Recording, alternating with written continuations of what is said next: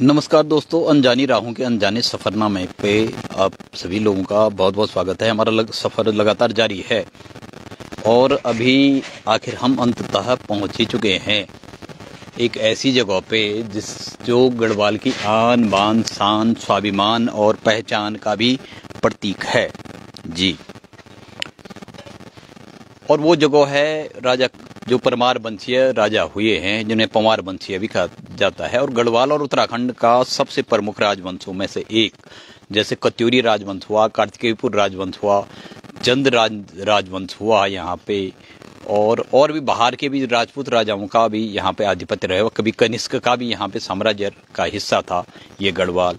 राजा कनिष्क हुए और ललितादित्य मुक्तापीड़ हुए, राजा यशोबर्मन हुए और राजा हर्षवर्धन हुए। उनके अधीन भी ये गढ़वाल रहा और स्वतंत्र रूप से परमार और पंवार वंशीय राजाओं ने भी यहाँ पे काफ़ी लंबे समय तक काबिज रहे। तो शुरुआती दौर में वो कहाँ थे, आज हम वहीं पे मौजूद हैं जी। ये जगह है चांदपुर गढ़ी। और राजा कनकपाल जो 888 ईस्वी बताते हैं जो भी है, वहाँ यहीं से उन्होंने अपने साम्राज्य का शुरुआती दौर उनका यहीं से शुरू हुआ है। और उसके बाद साम्राज्य विस्तार, जैसे उनकी पीढ़ियां आगे बढ़ती गई, उनका साम्राज्य का भी लगातार विस्तार होता गया।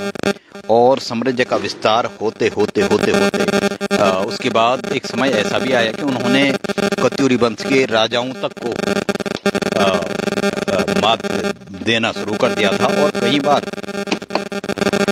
चंद राजाओं के साथ भी उनका जो है वो चलता रहा। और साम्राज्य विस्तार कहते हैं कि साम्राज्य विस्तार के क्रम में उत्तराखंड के इतिहास को देखें तो कभी परमार वंशीय राजा कत्यूरी राजाओं पे भारी पड़े, तो कभी कत्यूरी राजा भारी पड़े, कभी चंद वंशीय राजा परमार वंशीय या पंवार वंशीय राजाओं पे भारी पड़े, तो कभी पंवार वंशीय राजा चंद राजाओं पे भारी पड़े। मतलब कह सकते हैं आप काल समय में ये तमाम उतार चढ़ाव जो रहते हैं और जय पराजय का जो हिसाब किताब रहता है, उसमें ये एक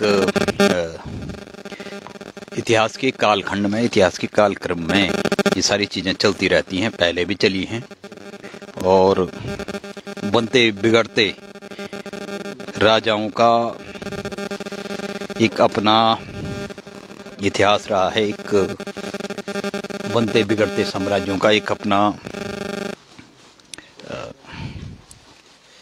एक अलग ही उत्थान और पतन का दौर रहा है। ये प्रकृति की भी नियति है और इस समय काल परिस्थितियों की शायद मांग होती है, परिवर्तन भी जरूरी होता है। ये हेलमेट रख दूं मैं यहाँ पे, अभी तो यही होंगे, मैं अभी आ रहा हूँ वापस। अयो बैग भी या मुद्दा हो मेरे ना, स्कूटी में कोई दिक्कत नहीं ना, बांदर वगैरह कुछ।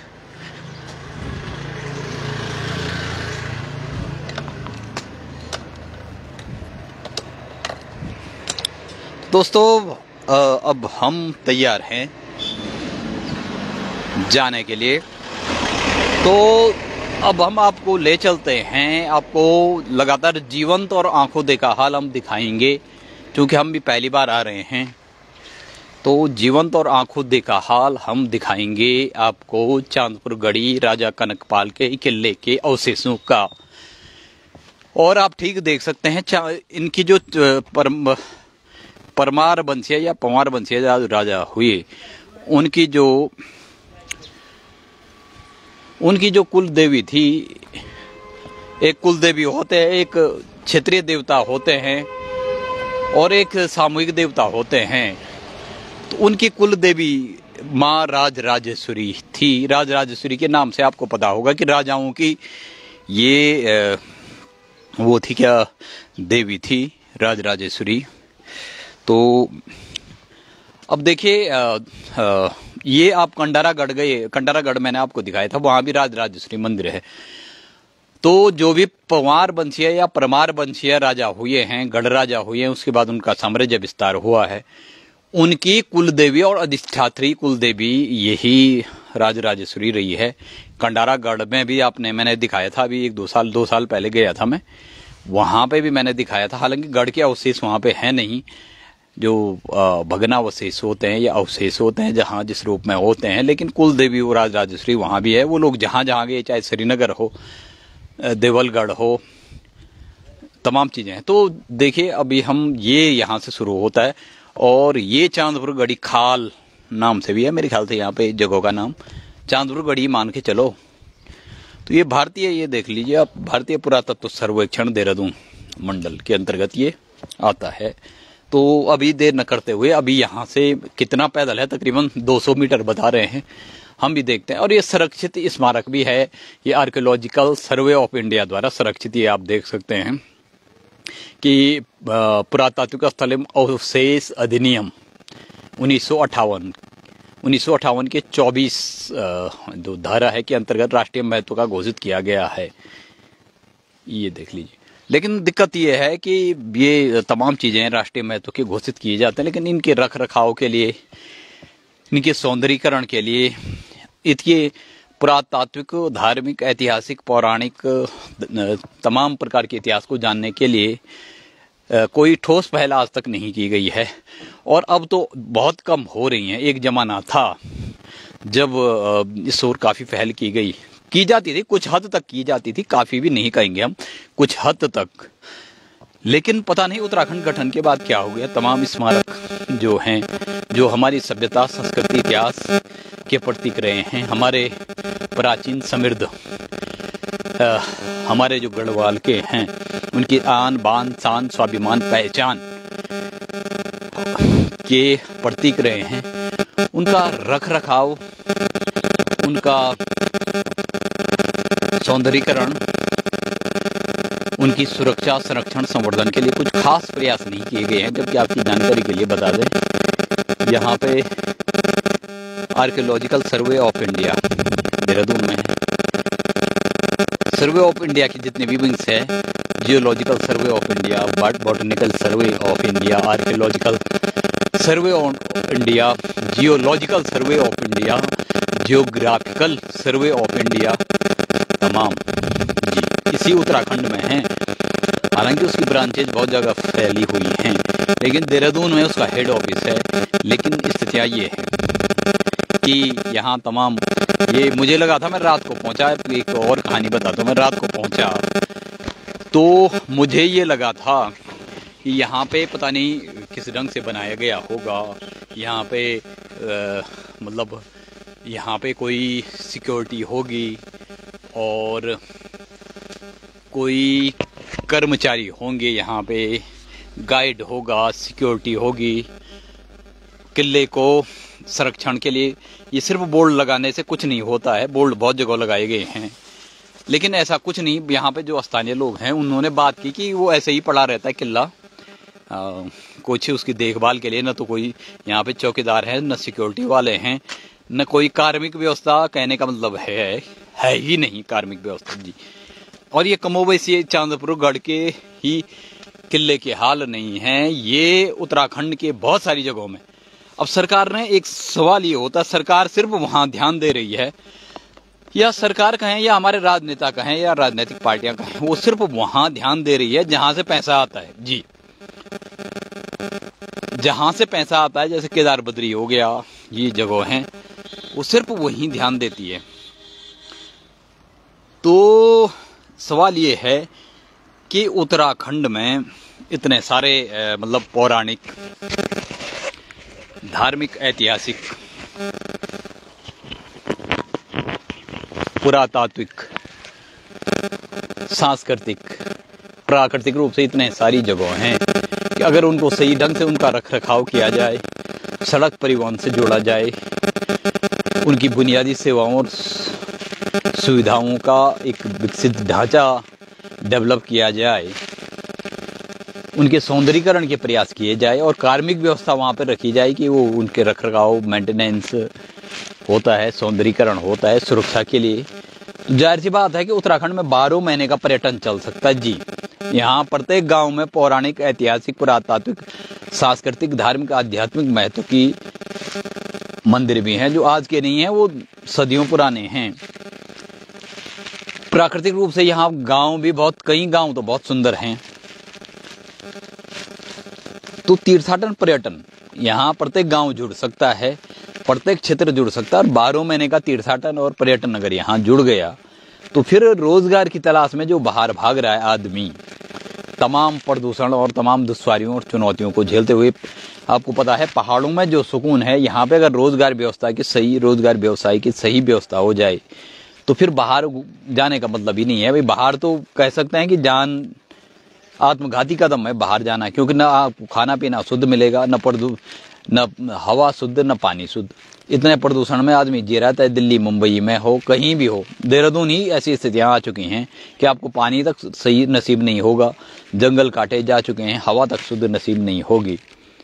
तो अच्छा होता कि पहाड़ों में इतने सारे प्राकृतिक सौंदर्य भी है, तीर्थ स्थल भी है प्राचीन, तो क्यों ना इनको विकसित करने के लिए उनके बुनियादी ढांचा विकसित किया जाता। तो प्रत्येक आदमी को घर बैठे वो अपने माँ बाप को भी देख सकता था, अपने घर के खेती बाड़ी भी देख सकता था, सुख दुख में अपने परिजनों या परिवारजनों के भी काम आ सकता था, और घर में बैठे वो पैसे भी, आजीविका भी या रोजगार भी आजीविका या रोजगार की भी व्यवस्था हो जाती। तो कितना बढ़िया होता। लेकिन सरकार का क्या ध्यान है अभी तक कि जहां से पैसा आता है वहीं सौंदर्यीकरण भी करो, वहीं खर्चा करो, बाकी छोड़ दो। तो ये उसकी वानगी है। ये सिर्फ पैसों, हर चीज को पैसे और व्यवसाय से जोड़ना एक हद तक ठीक भी है, एक हद तक नहीं भी है, क्योंकि कुछ चीजें जो हमारी संस्कृति, सभ्यता, इतिहास, हमारी विरासत हैं, अक्षुण्ण परंपराएं हैं, उनको सिर्फ व्यवसाय और फायदे या स्वार्थों से जोड़ना या कुछ चित्रादि से जोड़ना ठीक नहीं है। उनके संरक्षण, संवर्धन, ये भारतीय संविधान में मूल कर्तव्य बताया गया है। संविधान के मूल कर्तव्यों के अनुसार नीति निर्देशक तत्वों में भी ये चीजें आती हैं कि हमें अपने प्रकृति, पर्यावरण, अपनी संस्कृति, अपनी विरासत, अपने सभ्यता का संरक्षण, संवर्धन करना सरकार का भी कर्तव्य होगा और प्रत्येक नागरिक का भी कर्तव्य होगा जी। लेकिन यहाँ पे जो बदहाली के हम आलम देखते हैं, हम कमोबेश राजस्थान में हम देखते हैं, राजस्थान के जो किले हैं तमाम छोटे बड़े, वहाँ पे सुरक्षा व्यवस्था है, सुरक्षा दीवारें बनाई गई हैं, वहाँ पे कोई गाइड भी मिल जाएगा, सरकार का कोई आदमी वहाँ मिल जाएगा जो आपको तमाम चीजें बताएगा भी, तमाम चेतावनियां भी देगा, सुझाव भी देगा, आपको मार्गदर्शन भी करेगा। तो यहाँ पे पता नहीं उत्तराखंड में क्या है। उत्तराखंड में मेरे ख्याल से खाली वोट नोट की राजनीति ही चलती है और कुछ नहीं चलती है, जो सिर्फ प्रचार प्रसार और सिर्फ नारों, वादों, इरादों तक और सिर्फ आरोप प्रत्यारोप तक ही साबित होता है, सिमट के रह जाती है, उससे कभी आगे बढ़ नहीं पाती है। तो कोई भी इन इलाकों में, चांदपुर गढ़ी देखो, हमारे इतिहास का महत्वपूर्ण हिस्सा है। इस पे काफी कुछ लिखा गया, कहा गया। परमार वंशीय राजा जो तकरीबन आप लगा सकते हैं तकरीबन 700, 600, 700 जो भी हैं, इतने कालखंड, कालक्रम तक यहाँ पे रहे हैं। तो उनका राजवंश आज भी है भाई। जो महाराणा रानी राजलक्ष्मी शाह है, उन्हीं की वंशज हैं। जो राजा प्रद्युम्न शाह थे, पृथ्वीपाल शाह थे, और राजा अभी मानवेंद्र शाह थे, सांसद भी रहे कई बार, 4 बार। अभी टिहरी से सांसद उन्हीं की जो परिवार से हैं, राजमाता महारानी लक्ष्मी शाह जी। तो उनका सबका कर्तव्य बनता है, उनका भी बनता है भाई, सांसद हैं वो, तो उनकी विरासतें यहाँ से जुड़ी हुई हैं। तमाम विरासतों को संरक्षण और संवर्धन के लिए क्यों प्रयास नहीं किए जाते हैं। लेकिन सवाल ये है ना, जब पूरे 5 साल अधिकांश राजनेताओं और राजनीतिक पार्टियों के पूरे 5 साल सिर्फ अपनी राजनीतिक और व्यक्तिगत स्वार्थों की पूर्ति में ही गुजर जाते हैं, तो फिर उनको कभी इन चीजों के बारे में सोचने समझने का मौका मिलेगा भी तो कैसे मिलेगा, जब 5 साल पूरे आदमी अपनी राजनीतिक स्वार्थों को पूरा करने में बिता देता है। उसके बाद 5 साल के बाद वो फिर चुनाव आते हैं और फिर वो अपने पद, कुर्सी, प्रतिष्ठा, पैसा बचाने बढ़ाने की दिशा में आगे बढ़ता है कि किसी भी प्रकार से बस मैं कुर्सी से चिपका रहूं। तो सिर्फ आम जनमानस के हितों के लिए नहीं, प्रकृति पर्यावरण के हितों के लिए नहीं, संस्कृति सभ्यता के हितों के लिए नहीं, दौड़ सिर्फ और सिर्फ पद, पैसा, प्रतिष्ठा और कुर्सी को पाने, उसे बचाने, उसे बढ़ाने और अपने व्यक्तिगत संकीर्ण निकृष्ट और कुछ स्वार्थों को पूरे करने तक ही सीमित रह जाती है, तो फिर इन चीज़ों को सोचने के बारे में किसी को मौका मिलेगा तो मिलेगा कैसे भाई। तो ये सभी का कर्तव्य है, जनप्रतिनिधियों को भी सोचना चाहिए, जो इन्होंने चुन के आम जनमानस है जो जनप्रतिनिधियों को भेजते हैं उनको भी सोचना चाहिए और ये चीज़ें ध्यान देना चाहिए। तो बहरहाल हम आगे बढ़ ही रहे हैं।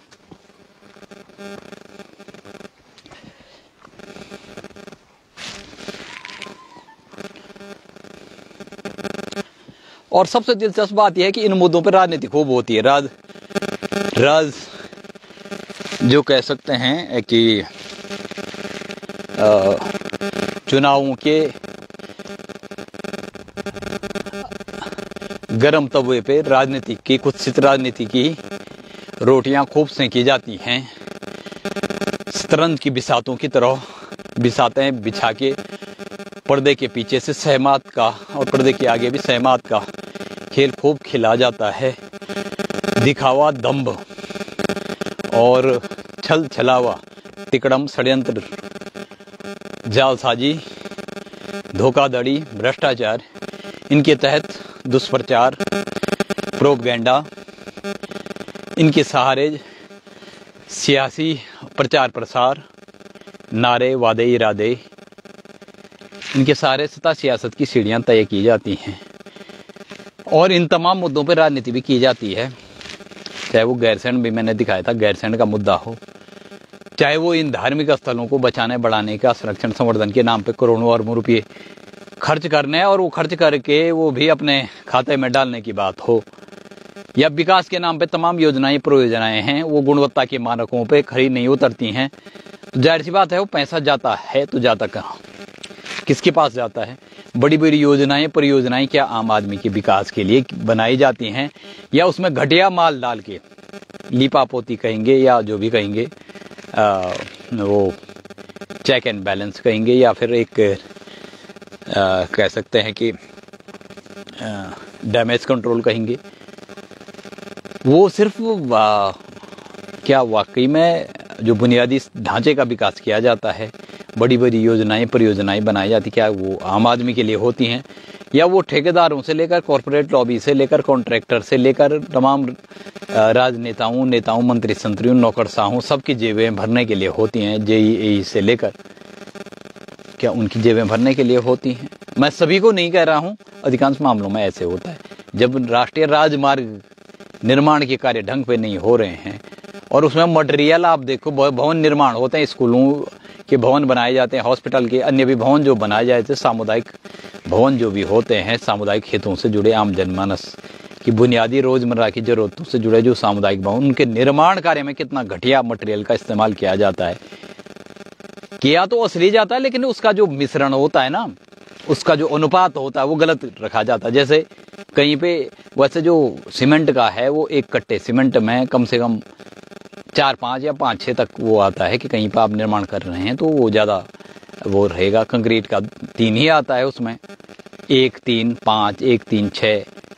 लेकिन यहाँ तो अंधेरगर्दी मची हुई है। यहाँ तो नियम कानूनों की, मानकों की, गुणवत्ता के मानकों की, विकास के मानकों की धज्जियां उड़ाई जाती है जी। भ्रष्टाचार की ऐसी आंधी चलती है कि वो गुणवत्ता के और विकास के तमाम, नैतिकता के, लोकतंत्र के तमाम मानक, गुणवत्ता के तमाम मानकों की धज्जियां उड़ाते हुए यहाँ तो एक बोरा जहाँ पे से एक कट्टा सीमेंट है उसमें 10-15 कट्टे रेत और धड़ल्ले से 6-7 कट्टे कंक्रीट डाल के सब गुड़ गोबर किया जाता है। और कौन इसको देखता है? क्योंकि आम जनता, न तो आम जनता ही जागरूक है, न आम जनता को इन चीज़ों की पड़ी हुई है। तो फिर सोचेगा तो सोचेगा कौन? जब लोकतंत्र को बचाने वाले, लोकतंत्र को बढ़ाने वाले, लोकतंत्र के महत्वपूर्ण पहिए, महत्वपूर्ण स्तंभ ही जब लोकतंत्र को लूटने, लोकतंत्र के साथ छलावा करने, लोकतंत्र की अस्मिता से खिलवाड़ करने पे उतार हो जाएं, जब रक्षक ही भक्षक बन जाए, जब अपराधी ही जब न्याय करने वाला ही अपराधी के कटघरे में खड़ा हो जाए, तो फिर कोई किसी चीज़ की अपेक्षा या न्याय की गुहार या समता न्याय निष्पक्षता की, सत्य न्याय समता निष्पक्षता की गुहार लगाएगा तो लगाएगा कैसे। तो ऐसे हाल होते हैं। ये आप देख सकते हैं, आप एक छोटी सी वानगी देखिए, ये रास्ता बनाया रखा है, इसमें कैसा गुणवत्ता के निर्माण कार्य होंगे आप देख सकते हैं। रास्तों की ये हाल है, इसमें भी करोड़ों का वारा न्यारा हुआ होगा, गड़बड़ झाला हुआ होगा। तो बहरहाल ये तमाम चर्चा के विषय हमारे चलते रहे। चांदपुर गढ़ी राजा कनकपाल के किले की ओर हमारा प्रस्थान लगातार जारी है। आसपास के भी नज़ारे आप देख लीजिए। हालांकि धुंध इतनी है, आग भी लगी है कहीं कहीं, क्योंकि जैसे जैसे यहाँ चीड़ के भी कहीं ऊपर साइड में तो थे नहीं, भराड़ी सैन और दिवाली खाल गैरसैंण के आसपास आपको चीड़ के जंगल कम मिलेंगे, लेकिन यहाँ जैसे आप कर्णप्रयाग की तरफ रुख करेंगे वैसे आपको चीड़ के जंगल भी दिखाई देंगे। ये देख लो आप।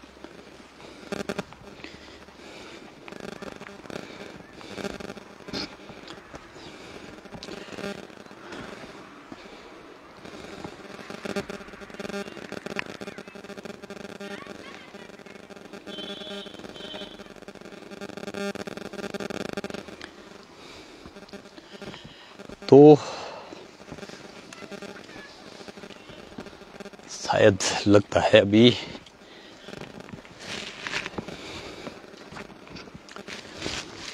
कि शायद हम पहुंच चुके हैं near about the fort of king Kanakpal.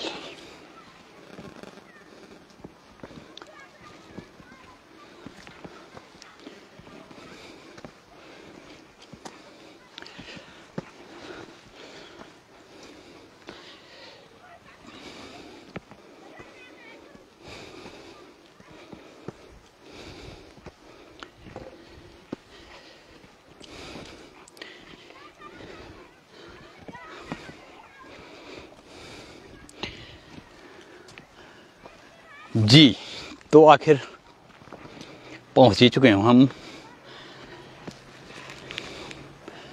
राजा कनकपाल के किलों के अवशेष की तरफ।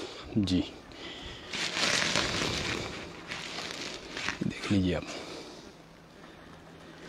तो दोस्तों अभी आप हमारे साथ बने रहिए, अभी हम थोड़ा ऊपर भी चलेंगे, पूरा आपको दिखाने की कोशिश करेंगे। तो keep with us, make with us, join with us, watch with us, and